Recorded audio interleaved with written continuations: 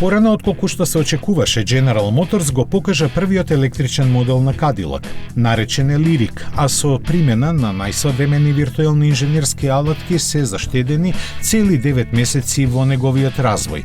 Тој треба да представува почеток на ново поглавје во историјата на Cadillac, бидејќи GM одреди да стане водечка електрична марка во групата. Целта е да се привлечат купувачите на Тесла и германските премиум модели, заради што не е штедено на карактеристиките на овој луксузен кросовер. Таков впечаток остави и концептот покажан лани летото, од кој серискиот модел се разликува по помалите тркала и класичните ретровизори место камери.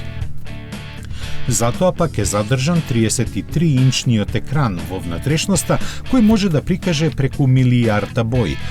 Cadillac Lyriq е поставен на нова модуларна платформа за електрични автомобили со погон на задните или сите 4 тркала.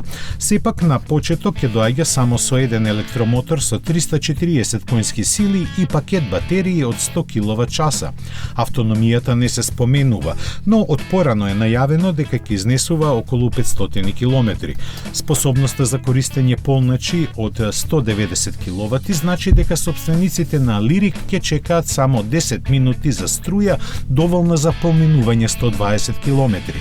Раскошот во внатрешноста е на ниво какво се очекува, а опременоста е дополнета со полуавтоматски систем за автономно возење без раце.